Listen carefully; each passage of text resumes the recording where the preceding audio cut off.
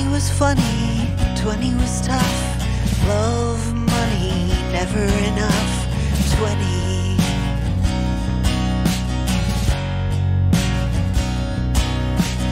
30 was a blur, him, we, her. 30 was work, learning who to be. 30.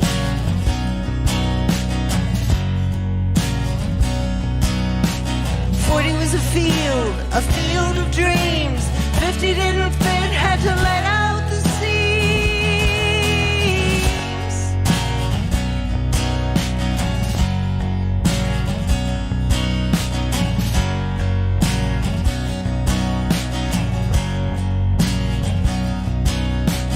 20 was forever, 20 was friends. Thought we would never get to the end of 20.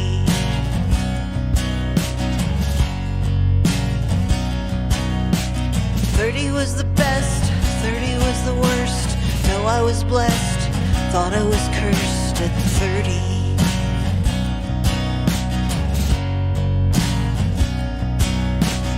40 was an anthem, E of E. 50 was a film by Mike Lee.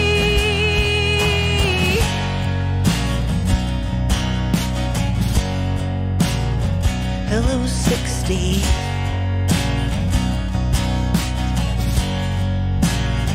Hello, 60. 20 was funny, 20 was tough. Love, money, never enough. 20.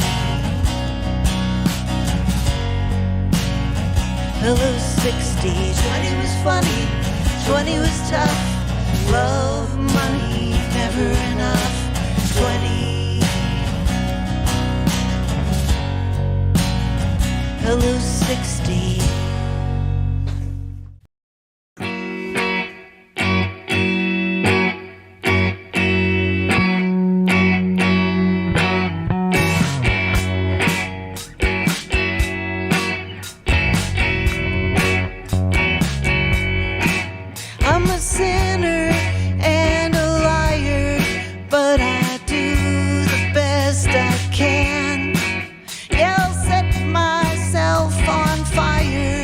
Like a good song and dance man.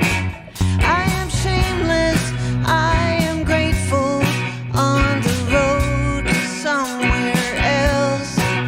And sometimes I play the martyr, but I mostly play myself. And I welcome all you ravers. Every straight guy needs a kook. I'm Bob Dylan in Dubuque. I'm Bob Dylan in Dubuque. I was flying in the 90s. I could really feel my oats. And to think I'd thrown the towel in, but I got restless raising goats. I was headstrong, I was aimless. Hey, it happens to the best. But I knew the quest was endless. Jesus help me do the rest.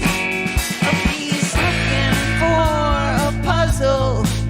Broken jukebox seeks a juke. I'm Bob Dylan in Dubuque. I'm Bob Dylan in Dubuque. So I'll take on any comers, any flannel shirted clown.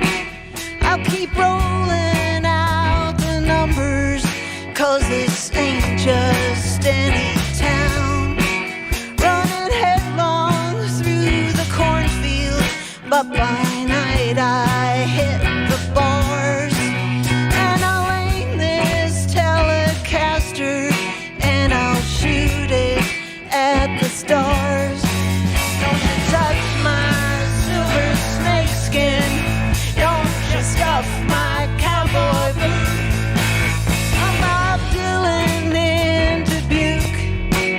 I'm Bob Dylan in Dubuque. I'm Bob Dylan in Dubuque. I'm Bob Dylan in Dubuque. I'm Bob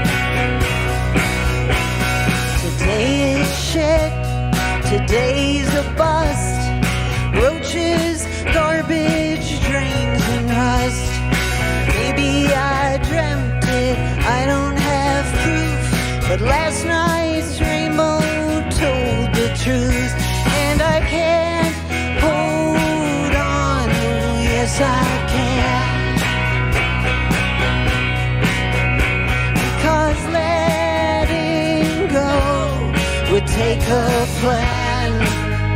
So I guess I better stick around.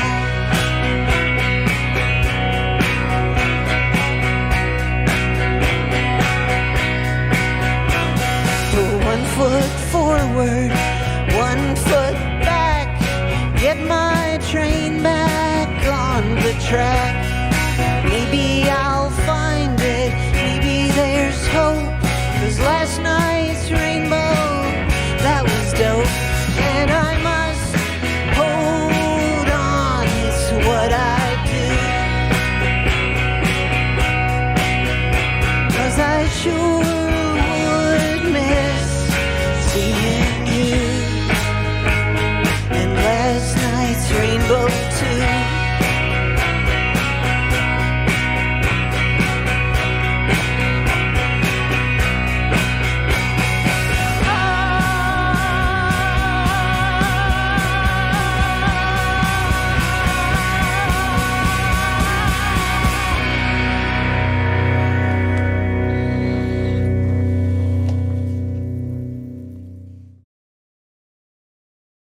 I gave my heart away 1,000,000 times, spent my life making rhymes, here I'm doing it again.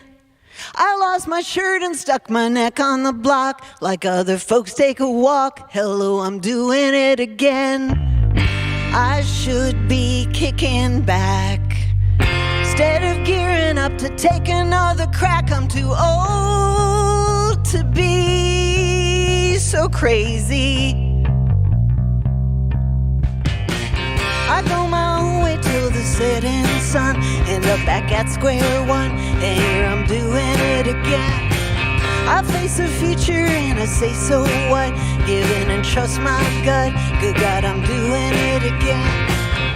Still like some wild-eyed kid, never too tired to try what I already did. I'm too old to be so crazy. The definition of insanity, according to Albert E, is to repeat the same action, expecting it all to end differently. That sounds a lot like me. The only satisfaction is in a little more traction. I tell the world to show me what it's got, can't help but stir the pot, and here I'm doing it again. Give me another grab at the brass ring, I'll handle everything, hell yeah, I'm doing it again. Got my back against the wall, I won't stop kicking till I've risked it all. I'm too old to be so crazy. This way of life, it never made much sense, but in my own defense, I didn't choose it, just picked me. I tried 1,000 times to give it up, fall down and lift it up. You can call it a victory, trust the mystery.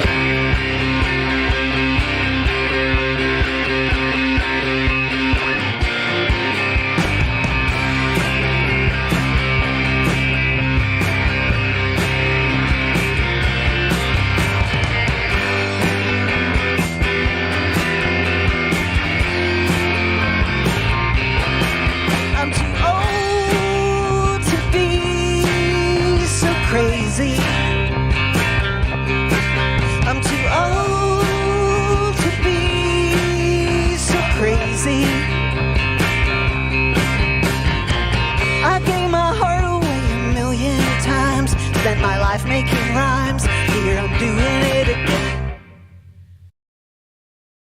Session with that version of Dylan in Dubuque. 2 more numbers to come, and Amy Rigby is here. How are you doing? I'm good. I'm good. Nice to see you guys. Well, I'm very good to have you here, and Hang In There With Me is the new LP, and it's fantastic. It includes all 4 numbers that you're playing as part of tonight's session. It comes to my notice that Bob Dylan's in the UK at the moment. He is. Is he aware of the song Bob Dylan in Dubuque?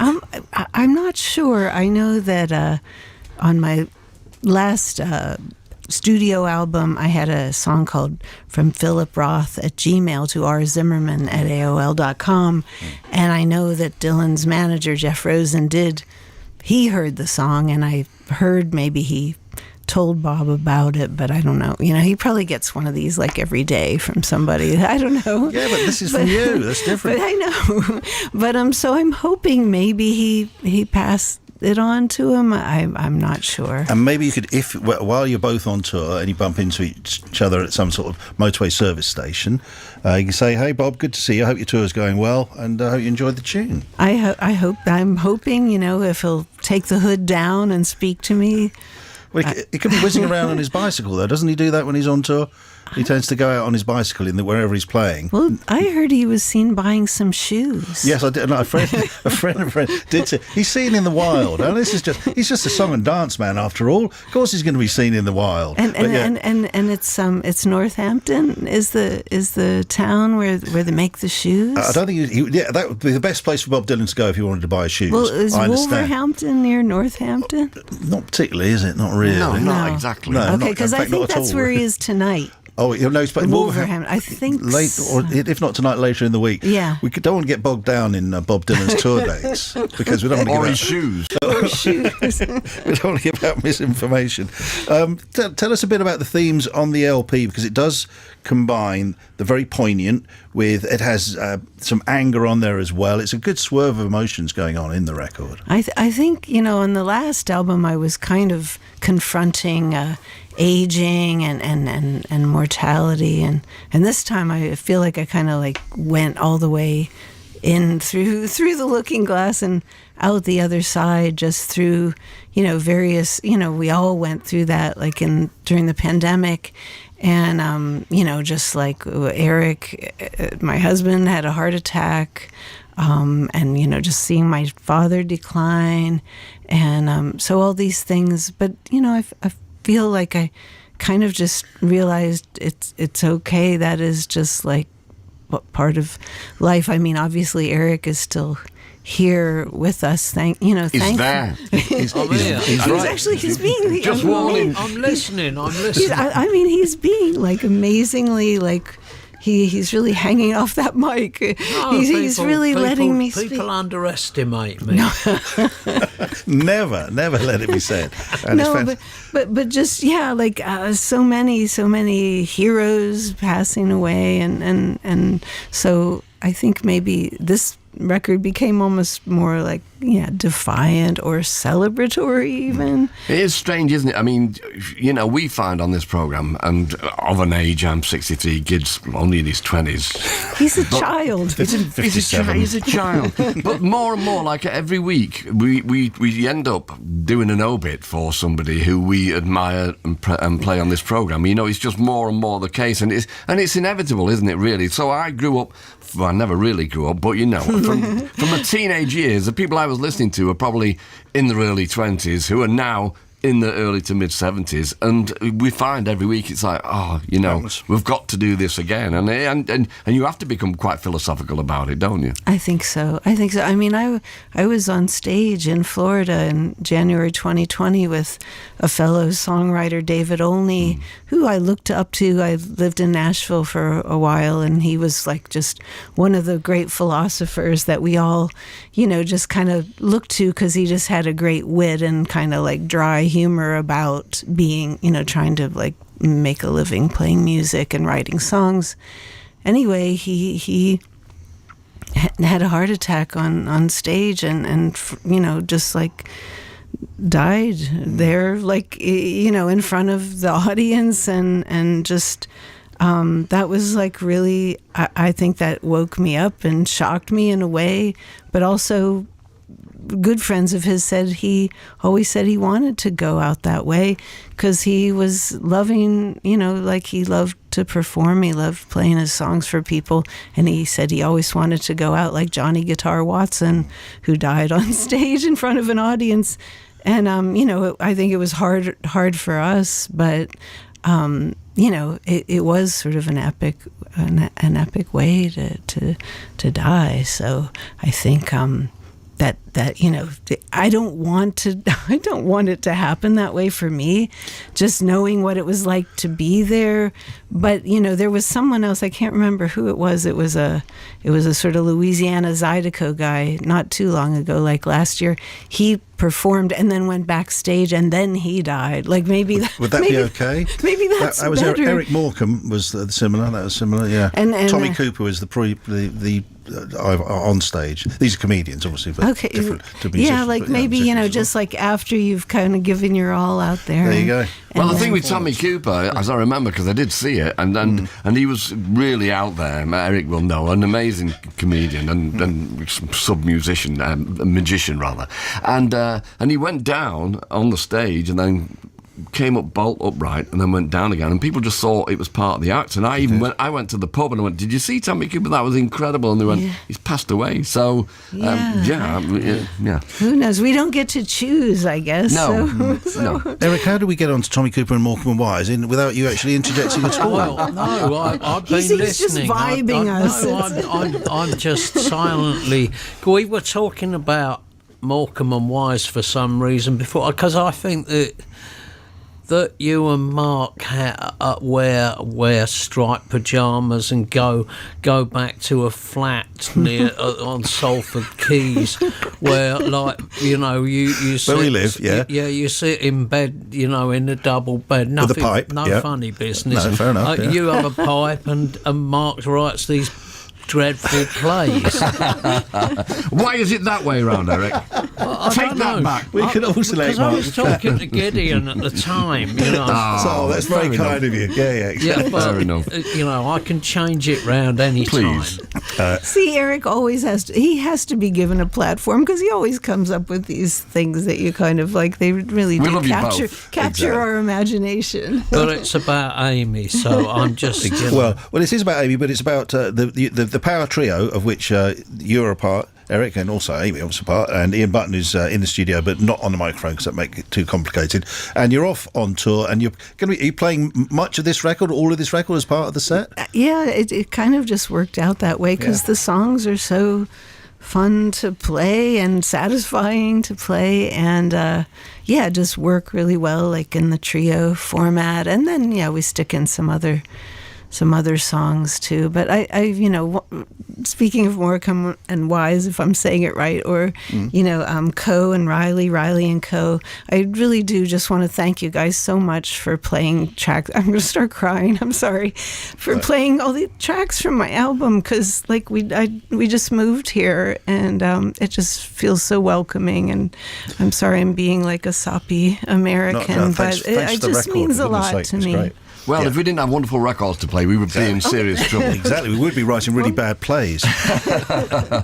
And so, just to mention the fact you have moved over here, I think you mentioned it earlier on. Yeah. And it's lovely to see you embracing the culture, because you've got a can there of Northern Monk Stout. I searched on the label to find out it comes from Leeds. Well, fair you enough. see, That's okay. It was a broad church. Yeah. Have we got time to just quickly mention the topiary bunny, or should we leave that for another time? I think we need Here we to. go. This is the final story then, before we hear two more numbers. So what's the story here, Mark? Well, I think we need to pass this over to Eric and Amy.